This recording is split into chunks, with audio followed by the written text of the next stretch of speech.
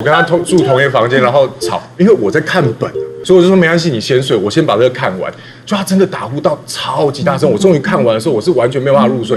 结果呢，我就拿卫生纸去塞他嘴巴，放到嘴巴里面，然后，对，我就把它吃掉，吃掉，他把那吃掉。然后他刚刚讲的是什么？那个睡觉，对不对？那是因为我们那天住刚好是暑假还是什么。大庆典拜拜，所以完全没有房间的，所以我逼不得已必须跟他同睡，并不是你热情邀约。我跟制作人讲说，我跟他说我可以睡车上，反正我们9人8，我就睡车上就可以了。他说没关系啊，你房间睡 OK。然后因为他就是一个不蕊稿的人，他也都不看本。我们今天要去高雄出外景，他那边跟我讲新竹的美食，他是完全没有看本。所以我每天晚上就必须要把所有的本记得非常的熟。那它的功能是什么？它功能就是去那边这样，我们今天时尚玩家来到哪里啊？子怡，热情开场，对，所以我就必须，然后在车上就猛睡觉，是不是？狂睡，就是叫不醒跟你讲。而且我们还有一些，就是我们还有就是那个，就是有，其实我们是不是有那个抽，就是你要今天要走路去，对，坐烧摩托车，还是要招车的，然后他就选到招车的，到了小哈哥不是坐车吗？他不是选到坐车，为什么他还没有到？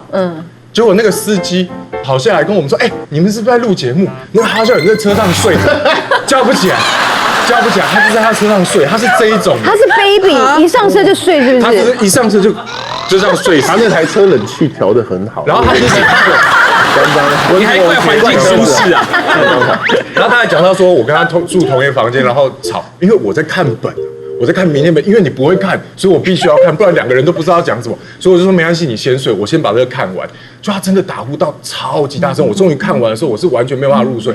结果呢，我就拿卫生纸去塞他嘴巴，我想说他可能就动一动吐出来就醒了，然后我就赶快趁那个空隙赶快睡，放到嘴巴里面，然后，对，我就把它吃掉。他把卫生纸吃掉。你塞什么？他吃什么吗？没有，我就塞了卫生纸，因为我怕再塞其他东西，他隔天又说我超不舒服的，他就把卫生纸吃掉。然后继续。对，什么？他就是一个这么随性的人。上海没有东西。他肠胃好像不太好。有一次我跟他录影的时候，他就突然就消失了。他说我要去大便，然后就消失了快1个小时。然后消失1个小时说，奇怪，怎么哈笑人不见？然后找。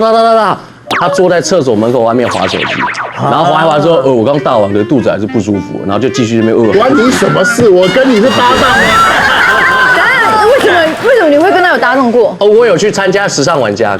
你是来宾？我是来宾。你来宾对啊，是来宾见证。对，我想起来，我都感受到那个不愉快的人，好辛苦啊。那一集我跟莎莎，然后他是我们的来宾。对啊。然后那一整个趴，因为我觉得很无聊，这边做枕头。